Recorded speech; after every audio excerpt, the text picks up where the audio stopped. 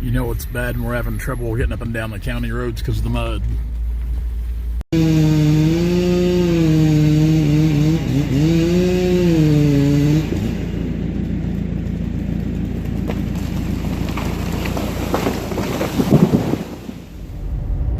Winter is upon us, and a lot of wet weather.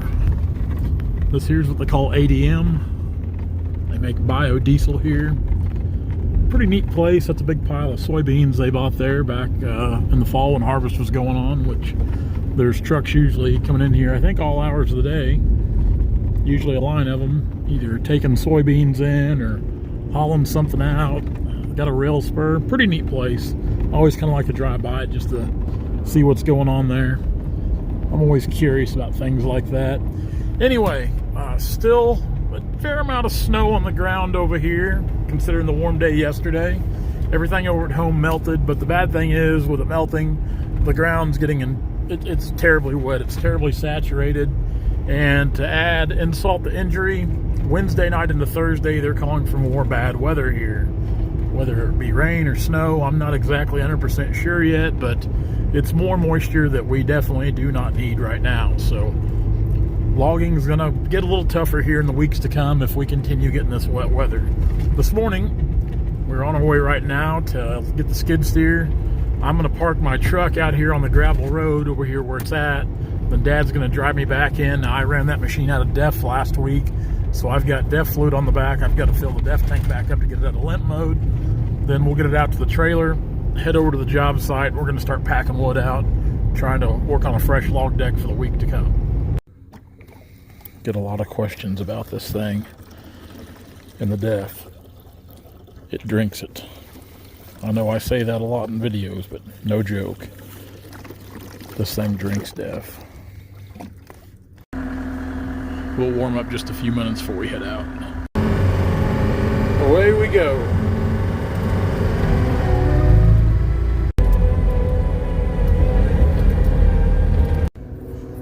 So it's really wet. I mean, it is really wet, really wet. Even hauling the skid steer over here in my truck on the county roads, I wasn't so sure I wasn't going to get hung up in places. It's just that time of year where it's nasty. So yesterday, I got the hoses fixed on the grapple, I guess you could say. You know, a couple weeks ago when I busted the hose on the grapple, busted both of them actually, right here at the fitting in the quick catch. I took them to O'Reilly's. All they had to do was cut the end of the hose off, put a new fitting on. There was no need for new hoses. The hoses they're actually too long. They're still too long, so that's the good thing about it. You can save a little money there and just kind of shave some hose off, put a new fitting on. One of the fittings they put on, they didn't get it put on real good, and we were leaking a lot of oil. And as high as this John Deere oil is, it's not something we want to leak a lot of. So hopefully they've got it all patched up and it's going to perform as it should. Now today, I would say the biggest part of the week, I think actually tonight I'll take my pintle hitch back home with me, and tomorrow I'll bring over the 440 cable skidder, because I'd say this week and probably next week, the way it's looking, we're going to need to run as light as possible. So the 440's, you know, a few thousand pounds lighter than the 548D, and that stuff makes a big difference when you're trying to get these things out. We can leave a smaller footprint, not cut deep ruts, and still be able to run. That's the main thing. So now I'm going to go over here and start fishing logs out and piling tops from last week. We'll see if we can make a day of it. Couplers aren't wanting to couple to the machine here, and both fittings out of the machine are leaking oil bad back around in this area on both of them. We can couple up here, but we can't couple up on the bigger fitting down here.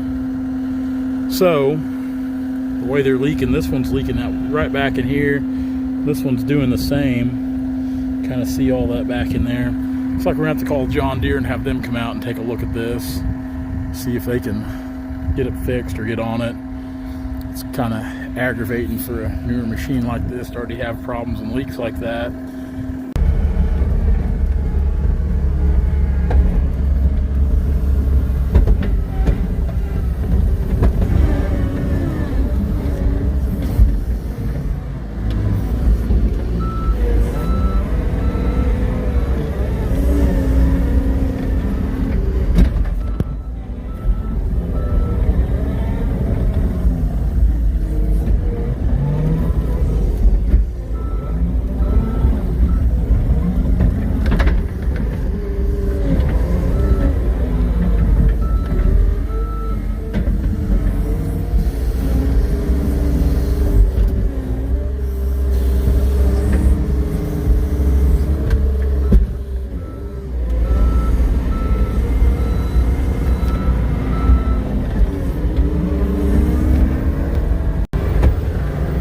one good thing about these skid steers in open areas like this, I can really move logs faster with this skid steer than I can on our log skidders, just because of how quick and nimble they are.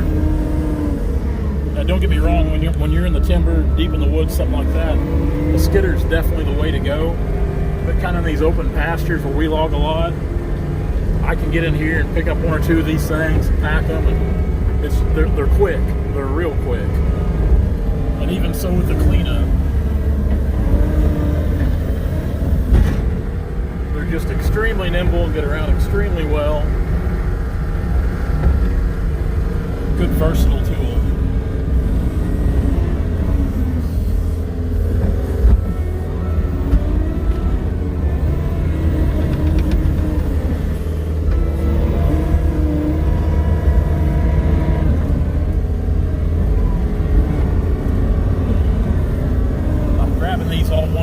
That way the butts all lay the same way. Some of the stuff we can kind of push these littler limbs with the forks like that. Although I do recommend being very careful when you're doing such a thing, just to not get a limb come back and hit your glass.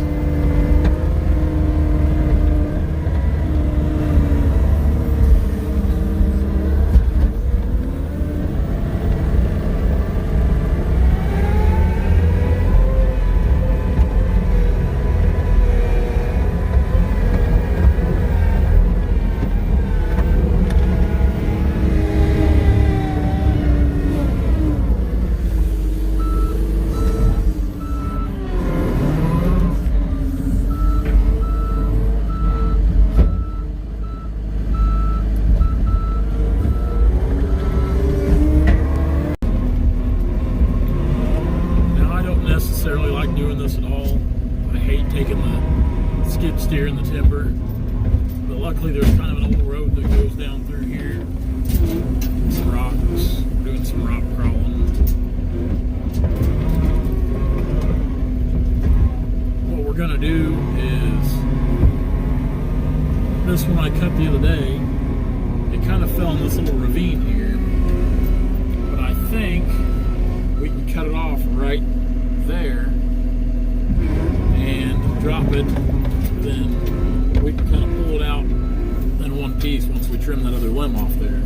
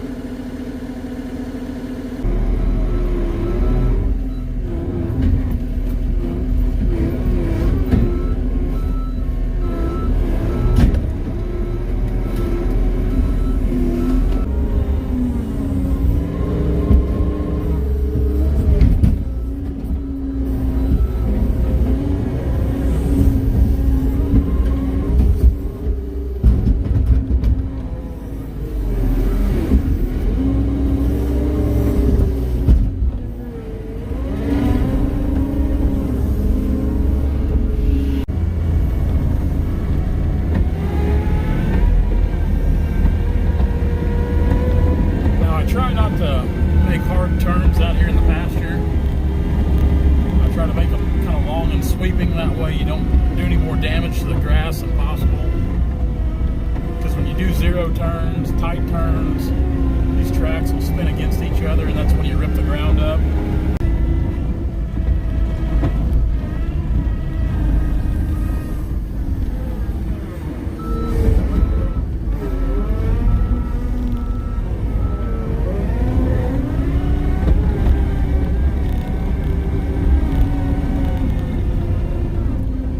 Pile of walnut, really.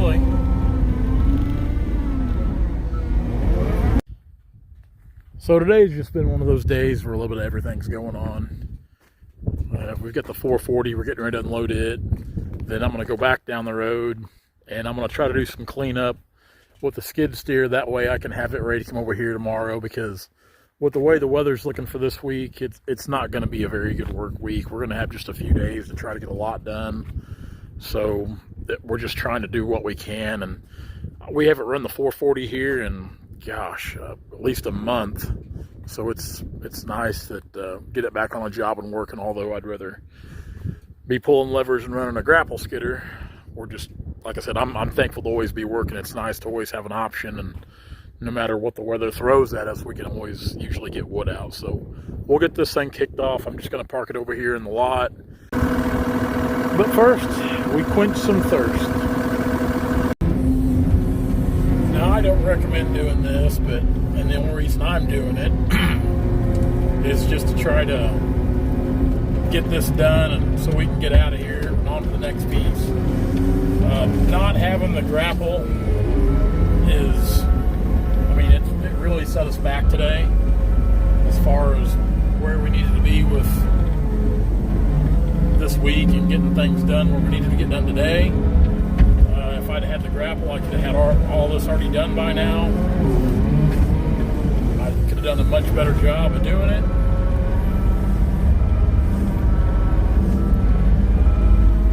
But we can still do a pretty good job of cleanup. And really, the biggest thing here is just getting these tops out of the field over here in the brush. That's kind of the biggest thing with this right here.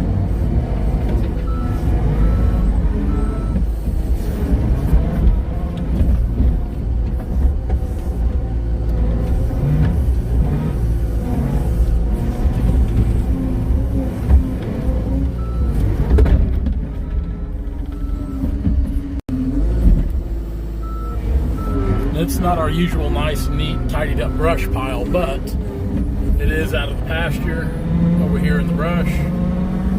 Pushed up pretty good.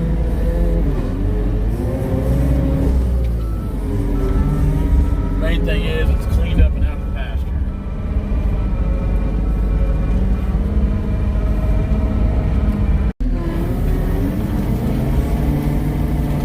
Again, when you're doing stuff like this with just a bucket, it's just a ticking time bomb. I mean, it really is. I try to be extra careful. I don't want to break my glass door. That's one of the biggest complaints I have about this Deere skid steer is the 333 high flow did not come with a polycarbonate door. Where on the Caterpillar it was standard equipment.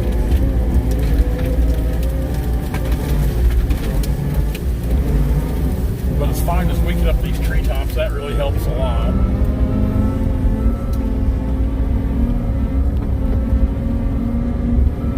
And you really can do a lot with just your bucket.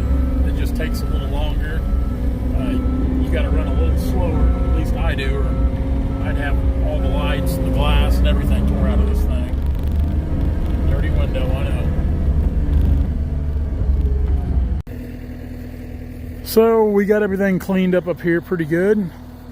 Like I said, it's not near the job we could have done with the grapple, but it's still really good. It just took a little longer to do it. Everything's out on this little bunch of logs, which there's probably about 4,000 feet here. It's just a guess. I'd say that's fairly close. This one there, let's say 3,700, just for good measure. Anyway, we're gonna take this thing up and park it. Then tomorrow, it's going to be a short week, so I don't know what all we're going to have in store for this week. Hopefully we've got enough window of opportunity to make some good videos. I know today is kind of jumbled up a little bit, everything going on. It's a mess. Mondays are a mess a lot of times, today especially. The sun's dropping down right now behind me, so I need to get this thing out, get her parked, and I need to head home.